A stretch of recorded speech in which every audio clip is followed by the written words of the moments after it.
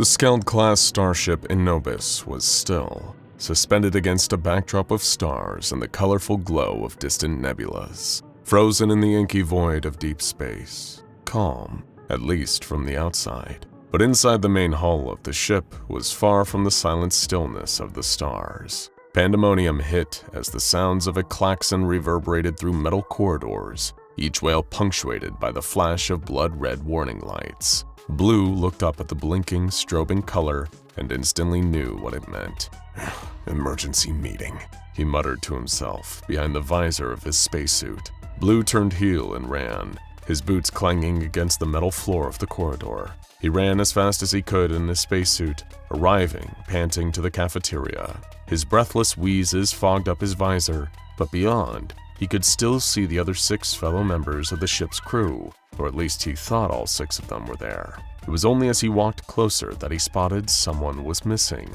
White, red, green, orange, yellow, and now blue were all present, but where was Pink? "You took your time, Blue," White declared. "I was over at the lower engine," he panted back. "It's further away, sorry I'm late, ran as fast as I could." "What's the situation here?" Orange asked. "Well, I think we should wait for Pink to get here before we get into," Red started to say, only to be interrupted. "That's why I called the meeting," Green announced. "Pink has gone missing." But that's impossible," Red immediately responded, drawing a glare from White. "I saw Pink only a few moments ago. We were both over in electrical." To Blue, along with some of the others, that seemed a little bit odd. If Red and Pink had been close to each other, then how had Green known to call the emergency meeting? The room erupted into a brief debate, with White implying in a rather spiteful way that Red knew more than he was letting on. Interjecting, Blue suggested that they all split up and search for Pink, which was quickly shot down. White reminded the rest of the crewmates that their ship was in need of constant maintenance. If they didn't perform the necessary tasks to keep it running, then the Anubis would never reach its destination. "Report back here when you're finished," White barked. As they all split off, Blue couldn't help but wonder what had gotten White more agitated than normal. However, little did any of the crew aboard the Anubis realize that they had picked up a stowaway. The creature had been slipping through the ventilation system, curiously watching the assembled group in the cafeteria before they broke away and headed off into the various different areas of the ship. Spotting one of the crewmates, a man wearing a bright orange spacesuit, the thing in the vents felt oddly drawn to him and slithered off down the vents in the direction Orange had been heading. Now, while you might be forgiven for at first expecting this extra passenger to be some kind of alien parasite that uses human bodies as hosts before bursting out of their chest, only to then proceed to kill everything in sight, then you'd be sorely mistaken. Stand down, Sigourney, there are no xenomorphs aboard this ship. No, this slippery little stowaway was none other than the lovable blob of orange slime known as SCP-999, otherwise referred to as the Tickle Monster. Known for being an adorable amorphous anomaly resembling a pile of gelatinous orange matter, SCP-999 has long been considered one of the most harmless and affectionate SCPs ever cataloged. It has a habit of honing in on the nearest person and leaping right at them, not as a means to attack them or attach any scary 8-legged egg-laying head-hugging creature to any faces. Instead, SCP-999 offers a loving embrace and wholesome nuzzling to a person's face, all the while emitting soothing gurgling and cooing noises, as well as pleasant scents that change depending on what the person it's hugging finds most appealing or calming. While not in any way harmful, and only ever acting out of the most well-meant intentions, SCP-999 had been the one responsible for Pink's disappearance. The Tickle Monster had been discovered by Pink while he was traveling through a corridor past the medbay, taking the longer route back to electrical. There, 999 had playfully pounced on the crewmate to offer a hug. This had caused Pink to experience the full effect of SCP-999's anomalous properties, slipping into an overwhelmingly elated state. So, while not currently injured, he was calmly relaxing in a hidden corner of the medbay, with the rest of the crew completely unaware of what was going on.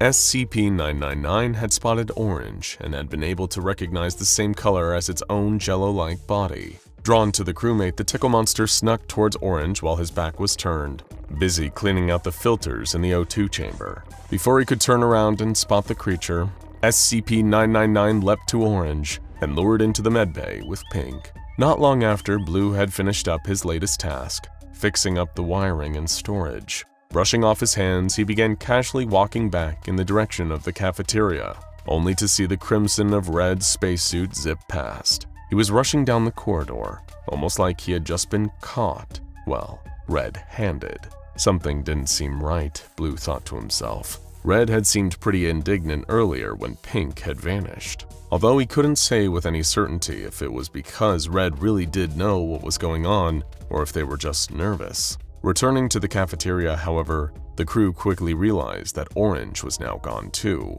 "I'm calling it now," White declared. "This was you, Red. You're up to something." I swear I'm not!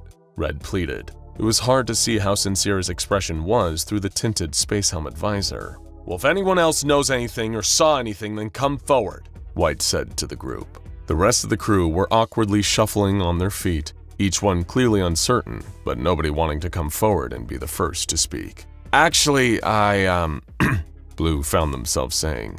I saw Red dashing around in the corridor. He seemed like he was in a hurry, or maybe he was up to something. Maybe. Look, it doesn't prove anything." You don't know that. Yellow chimed in. "Who knows? He may have been eyeing you up as his next victim." Victim? Red exclaimed. "Look, I don't know what you're implying here. I haven't killed anyone." Nobody said Pink and Orange were dead, White replied. Unless you know more than you're letting on. "I swear, I don't know what's happening. I'm just in the dark as you all are," Red insisted. "In that case, prove it," Green interjected bluntly. "Prove you didn't kill Orange and Pink." How? Red yelled. "How can I prove that?" You could prove they're both still alive, said Yellow, completely unaware that Pink and Orange were actually still alive. "He can't prove it," White announced solemnly. "because I bet they're not even on the ship anymore." The missing crewmates were, in actuality, still aboard the ship.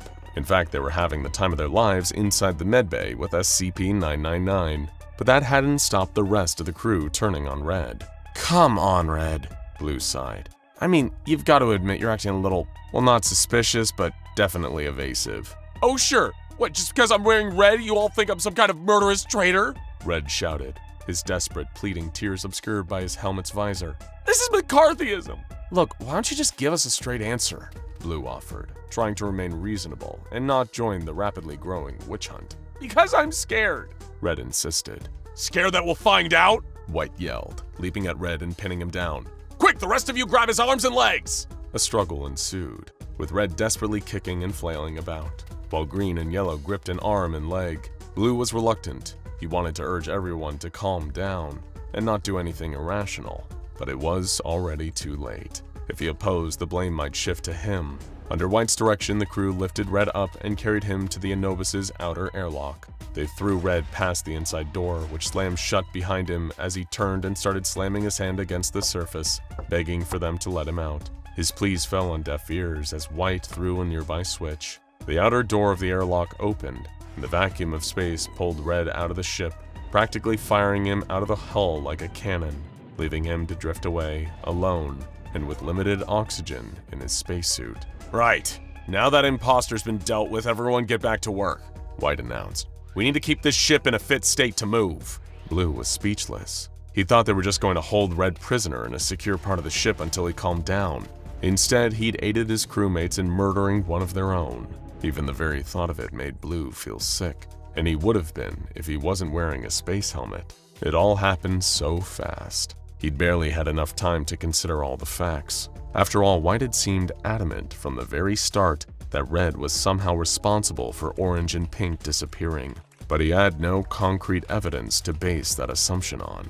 Then again, where were those missing crewmates? There had been no sign of them, no bodies or discarded suits. Maybe they weren't on the ship at all anymore. What if White was right and Red had killed them? Or worse, what if White had been the one responsible and Blue had just helped him kill an innocent spaceman to cover up his cruel misdeeds? Of course, the surviving crew were so wrapped up in the horrifying moral and ethical implications of the situation that none of them had thought to check the medbay. Meanwhile, SCP-999 had found two more new friends, Green and Yellow. The pair had seemed rather glum, since they had just helped kill Red, and so the orange blob of good vibes had sought them out. Now, the two of them, plus Orange and Pink, who were still fine, were all enjoying the company of the Tickle Monster in the medbay.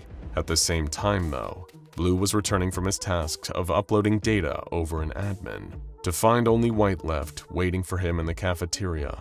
Neither one of them said anything. They'd both already made up their minds. In each one's head, the other was the real guilty party, the culprit responsible for the disappearances and apparent deaths of the other crewmates. Both Blue and White were convinced that the other was truly the imposter among us. Oh, God. Enraged, they charged at each other. Rather than act rationally, maybe by sticking together and searching the rest of the ship, the two spacemen engaged each other in a scuffle. You're sus! Blue roared, punching White in the stomach, causing him to stagger backwards. I'm not the one who's sus! White wheezed, rushing back towards Blue and shoulder-barging him into the cafeteria floor. You are! You're sus, Blue! They continued their scrap, trading blows until Blue was able to throw a punch that cracked the glass visor of White's helmet. There was a hiss as the air escaped, and White was desperately fumbling with his helmet trying to plug the crack. Blue was able to grab him by his oxygen tank and drag him towards the airlock, blasting his adversary out into the unforgiving cold emptiness of space. Blue staggered through the ship. He was certain that he had received a broken rib during the fight and hobbled along the corridors towards medbay. When the entrance opened, he stared in disbelief at what he saw. Sat inside were the entire crew, minus the pair who'd been ejected from the airlock, of course. Pink, orange, green, and yellow were playing with a friendly blob of orange slime that seemed to have the energy and enthusiasm of a pet dog. The crewmates were laughing, hugging the Tickle Monster, and engaging in tickle fights, clearly in a state of heightened elation. In a sudden instant of realization, the horror caught up with Blue. He had just murdered White and Red, for nothing. Both of them were innocent. In fact, nobody on the ship was actually missing. Just before this horrifying epiphany caused Blue to suffer an emotional breakdown, SCP-999 glided across the floor towards him, smiling. As he knelt to pat the orange blob on the head, Blue suddenly felt better about the two deaths he'd been responsible for. Actually, he felt great, compelled to start giggling uncontrollably as he joined his fellow surviving crewmates in playing with the stowaway SCP-999. Although thanks to that delightful distraction, not one of the remaining astronauts realized that their ship was still adrift in space, heading right towards a sun. Now go check out SCP-999 the Tickle Monster, and SCP-5167 When the Imposter is Sus for more blobs and imposters.